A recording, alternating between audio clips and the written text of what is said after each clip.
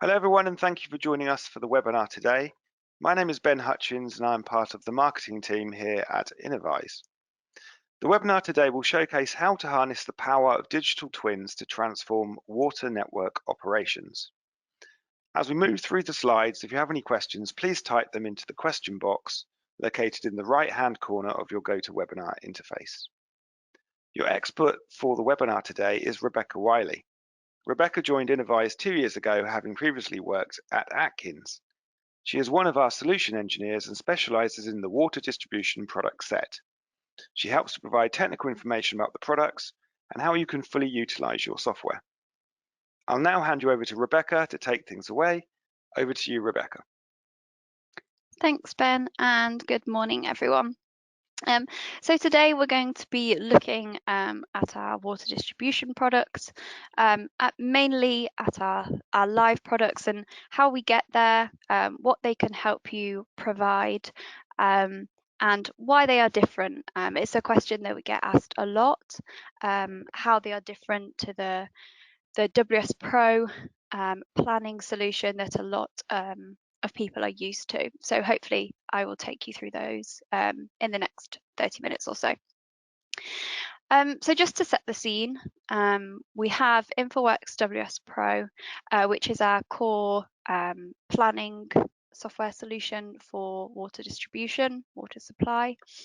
And to create that model and then to do your simulations of your network, we have the inputs of GIS, the control information, and the demand at its core. And then, of course, we have a lot more additional information in there too. That really gives us the basis of the model. And then we use that all around the world for planning and growth studies, looking at water quality, the setup of your network, how it is now, what will happen for projects and future designs. And that we won't be touching on anymore at the moment, but I just want to show that WS Pro model that you have created is then at the core of the operational digital twin. So it uses that core hydraulic model and with some really important inputs that we'll go through further in the next few slides. But IW Live runs automatic simulations. They are set on a frequency determined by you and your business and your utility. And as it does those automatic simulations, it takes your hydraulic model from WS Pro and looks at updating the initial and boundary conditions from telemetry. So whether that be reservoir levels, inflows and outflows to your water supply zone, as well as asset statuses such as valve opening, which pumps are on and off, for example. And that gives you an accurate representation of how the network is now. What's key to this is not just creating you an up-to-date model from telemetry, it's providing you those insights, providing you the proactive management of your network and for scenarios. So you're able to look and forecast network performance into the future, into the next 24 to 48 hours. And crucial to that is a tool that we have called Demand Watch, which creates your demand forecasts, again, which we'll look at in more detail in a moment. But I really just wanted to highlight here the difference between the two, the uses of the two, and that really WS Pro is a static calibrated model to a day.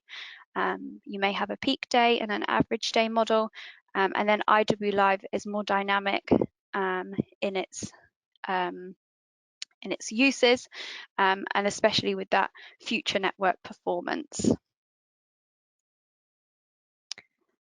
So with these inputs that we just spoke about, IW Live is a separate interface to WS Pro, and with that automatic simulations on your predetermined frequency, you're able to see how the network will react. From that, we can have custom warnings to alert you to potential issues that are going to be happening in the network. based on the situation you have now and the hydraulics of your system, you can be alerted to problems before they happen. So that could be that in a few hours' time, your reservoir will be dropping below a threshold. And so this allows you to be more proactive in your analysis, and the warnings are helping you be alert to things before they happen. And when unfortunately things do happen, we can quickly model those incidents. So in a matter of a few clicks, we can look at the effect that that incident will be having with the network as it is now, how many customers will be affected, and we can try those scenarios to see which is the best way to deal with that incident. So why is this important, and why do people talk to us about this? Why is it something that as an industry people are moving to? And there's a few points on the screen there, but by no means is that the list. The list could go on, and it is one of those things that's different for different customers that come to us, and the reasons that as a utility you feel like you need this tool, and that might be because you can foresee the warnings for the next few hours. You're hopefully being alerted to things before they happen, but as well as that, quicker incident response, and that can really help you reduce your interruptions to supply, the amount of time that customers are without water. And when we talk about the operational modeling and IW Live, it's not just looking at the hydraulics, that pressure that customers get. We can also look at the water quality side of things. So are they receiving the adequate water quality, and any incidents that we have, how is that affecting their water quality? That's also extremely important. And by having this up-to-date model that really does represent reality with connections to telemetry and your asset statuses, it allows you to really respond in the best way possible. You can try those scenarios before someone goes out into the field and tries different valve configurations. And we do find that often in incidents, there are lots of people that have those ideas of which scenario best suits dealing with an incident, and those can be tested before they are taken out into the field.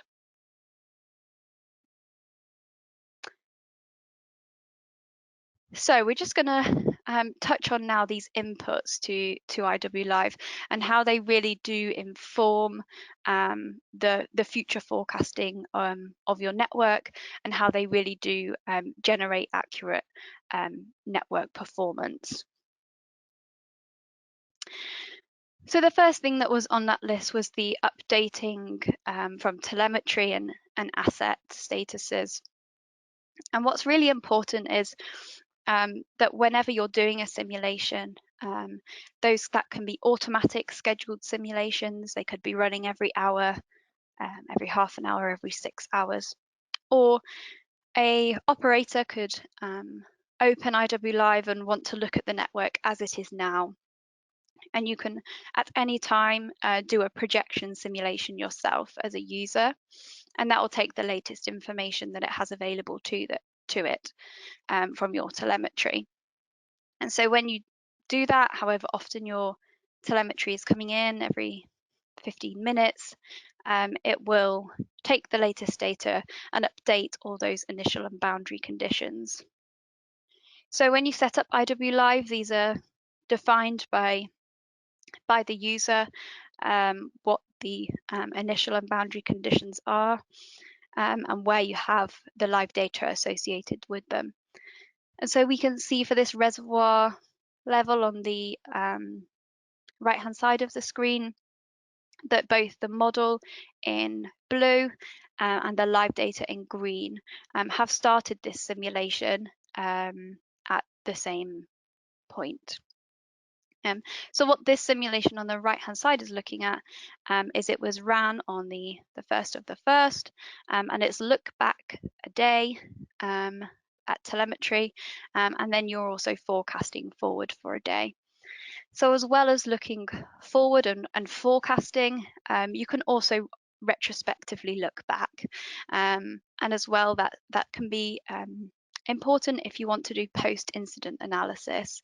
So that's a use and a tool that certain others do use, and whether you're looking forward or retrospectively in the hindcast, these initial conditions are updated from telemetry.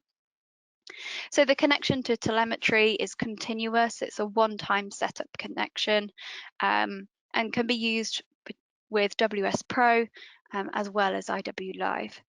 And once you've got that set up for each point that you think necessary, it will continually be used whenever there is new data available to it. And so as we have here with the reservoir, we're looking at boundary and initial conditions, but that can also be asset status. So that could be pump speed, it could be pump status, it could be valve percentage open, it could report the operation of key EOVs. Whatever information you have in telemetry, as well as water quality, that can be connected to either update and start the simulation and create it, allow it to be up to date, or they can and then be used for the comparison and for your scenario work. So all that telemetry that you've already got can be very easily connected to. No additional telemetry would need to be set up to get a real accurate representation. Obviously, as much that can be connected to as possible, but really probably most importantly is that reservoir boundary conditions. The next kind of really important input and helps give those insights. So WS Pro uses your calibrated days demand, and that could be a Tuesday in March, or it could be a really hot Saturday in August to be generating those demands. But really, when we're looking at incidents, we don't know what day it's going to be. And this demand forecasting really enhances that prediction. So it uses 2 years worth of historic data, one as a minimum, to create its historic trends. It's then connected to live data and on a mostly hourly basis and a daily basis. Those models are updated and repredictions occur. So the demand model can repredict each hour or as often as your live model is automatically simulating. And this allows you to look at the historic trends, but you can connect to temperature data to really see that you have an increase in temperature and the correlation with temperature and the demand in the past. And so this is the model that is used, and if you need any specific information about the algorithms behind that, please do get in contact with us. But we had really good comparisons of predicted and measured demand. So I think I have an example here. So when you configure it and then ongoing, it is a one-time kind of configuration. So once you've configured it, you leave it alone. It runs in the background and feeds that information into IW Live. And that feed, once set up once, is an automatic feed and doesn't need user input. It's just there as it will use that live data as it comes in to readjust its forecast. But it's not a user interface that would be opened frequently. But if you were to open it, you can look back at previous days, how the measured flow matches with the predicted flow, and that's what we're seeing on the graph on the left of this screen. We've got the green for the measured and the blue for the predicted. And then we can look forward as well into the next few days, what's going to be predicted. And as I said, that automatically goes into IW Live and updates the model as and when you do a simulation. But you can also export that to CSV if you wanted to look at that in a standalone basis to do your further assessment, or if you wanted to use it in another application for something else. And then you can look back at how well they represented, and with a scatter graph there as well. So you can constantly check that you're having a good forecast if necessary. And I think now we have an example here. So this was an example from Australia. It is a few years old now, but hopefully it represents that DemandWatch continually adjusts itself. Although it's a one-time setup, it is using that data continuously to really create the most accurate and dynamic forecast of your demand. So as we can see here, we've got a good, inside the blue dotted box, we've got a good few days of match of the live data, which is green in this graph, and the model data, which is blue. So had a good match there, and most people would be happy with that. And then we can see here from the live data that some kind of water loss occurred, whether that be, in this case, it's a burst or a leak, or someone opened a hydrant, or whatever that might be. So as a result of this, we can see then that the model, because it has DemandWatch fed in the blue line, has automatically adjusted its forecast. So it's seen that there's been an increase in flow, and so it has, within its calculations and its predictive methods, it has increased the flow for the next day. So this is a process of persistence that you can turn off if you wish, but it does mean that when you had new customers to an area, or your areas are configured, you don't have to reconfigure DemandWatch. Over time, over a matter of days, it will be able to adjust its demand and create a new normal. Because it's using that daily and hourly live data to really refine the historic model. So we can see there that it has over predicted. And so because the live data then didn't match its prediction, it has then reduced the prediction for the next day to similar from the previous event. So now we are under predicting. After another day, then it would be, much more accurate. But we are showing that, it really does change, it really does adjust itself based on what it's seeing and the calculations that it's making. It really is dynamic, and it will see changes and readjust. So those are the inputs. So we have DemandWatch, which helps you get more accurate representation of the network into the future.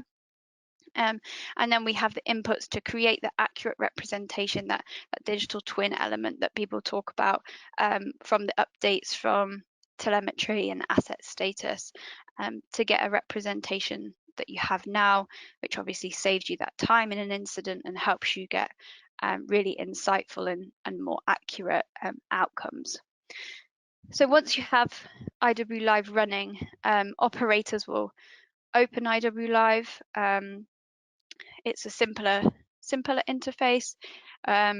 Maybe those on standby in modeling teams or in operations, and then you can easily replicate a valve closure or a pipe burst, for example. So that's what we're just going to look at now. So as I said, you can very quickly, in a much simpler interface, the video will take you through now just the replication of a pipe burst in 4 or 5 clicks, looking at the pipe burst tool at the top, selecting a pipe. Obviously, if you had the asset ID, you could also type that in, and you can look at the pipe break, run a simulation, and you will be able to see that analysis. So the more information you have, as I said, if you had the asset ID of the pipe, you could search for that. You can connect to Google Maps and Google Street View. So if you know that the burst is on Main Street in a certain town, you can type that in, and it will use your connection to Google or Bing to find that on the map. Especially if you've got a bigger model, that can be really helpful. And depending on what your business processes are around dealing with an incident, you may not get given the asset ID or the coordinates, for example. So if I just, I don't know if I can play that again for you. So we have our automatic simulations down the left-hand side. We're creating an incident simulation. We can see there that we're also looking at water quality if we needed to. We are selecting a pipe for the pipe break. We are saying what type of break. So you can have a full rupture, you can have a break, or you can have a flow if you know the flow that is leaving the pipe, maybe from an upstream or downstream, looking at flow meters and things. You can also enter that. So the same process, really, selecting an asset, changing something in the properties window is the same for a valve closure, closing down a pump, looking at a hydrant opening, water quality contaminant. You can see the examples down the left. But really, just by selecting an asset, the user has limited functions in the property window to make those small and simple control changes. They aren't able to change pump curves, change general philosophy of the model and of the system, but they have the ability to change those controls and see the effects of that. And then once we've looked at replicating the incident, it's also important to look at those scenarios to deal with that incident. And as I said before, there may be multiple. So there are tools in there looking at your isolation. You can select an asset, a pipe, for example, and it can show you the valves that need to be closed. That information can be exported out of the software and could be sent to another team or some guys on site. So that can help you determine, again, which customers are going to be impacted by an isolation. But you may have multiple scenarios and potential responses to try. And you can try those very simply and very quickly to make sure that you are making the right decision, and which assets need to be changed to really deal with that. So once we've replicated that incident, tried some scenarios, whether that be just isolating the pipe or maybe turning on some other pump to deal with the problem. Really at the heart of this is, well, ensuring that the network and the customers get the water that they need, whether that be quantity as well as quality. And because WS Pro goes down to an individual customer level, we're able to see that individual customer assessment. So the example we're seeing here is we've isolated this pipe and we have these customers affected. But as we are getting to the morning peak, we can see the time on the graph there. As we move towards 7 o'clock, because that is one of their main supplies to the area, actually these people at the top here are also affected. They're not in the isolated area, and by a static assessment of dealing with an incident, you may think that you had you'd replicated that burst that we did earlier, and then you'd close some valves as part of your response to that. And because of that, you have isolated the 10 people or 12 people that were shown at the beginning of the video. But actually, because of the insights of the hydraulics, the forecast into the future, and looking at that impact, we're able to really make sure that we are making the right decision for all of the customers in the area and for the network. So you could say to your operations that before now, so 7:25, that either the burst had to be fixed, or something else would have to be put in place, and maybe you want to inform those customers that they will just be dropping below pressure. There is nothing you can do about them about that they will be getting no water, and so that information is very easily seen within IW Live. So we can see there all those individual customers that are impacted. We can see the pressure at the bottom, and they have individual customer points and property references. So that can be associated back to the customer support team or a database, and this information can be exported to that database, correlated with that, and those customers could be informed of that they will be affected. Not only are they just being told that they will be affected, we can see there for each individual customer point, we have a time of onset. So that's the time that they will be affected. Because of the hydraulics, that does change for customers within that area. And so we can see there that the first one has the first time of affected at 5 on this list, 5:25 for another. And then most importantly, on the far right of the table at the bottom, you can see how long they are affected for.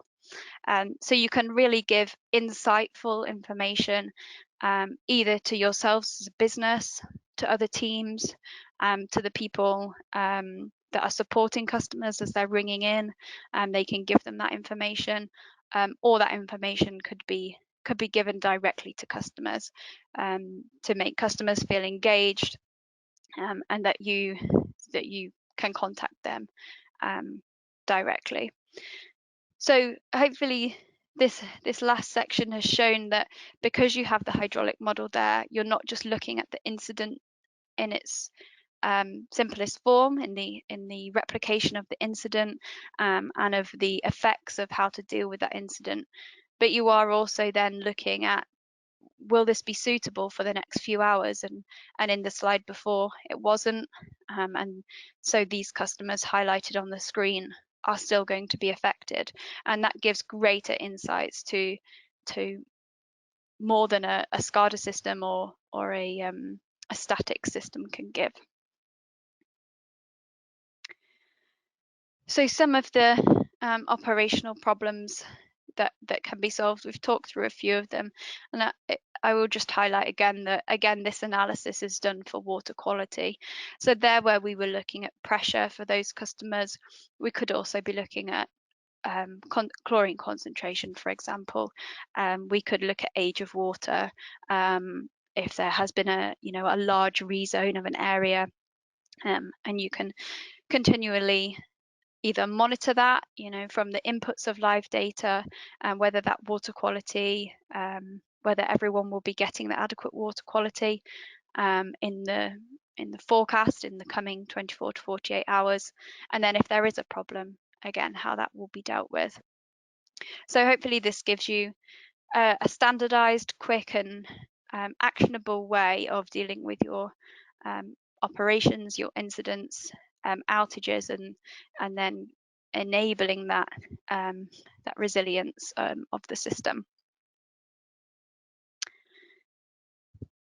So to summarize what we've quite quickly been through,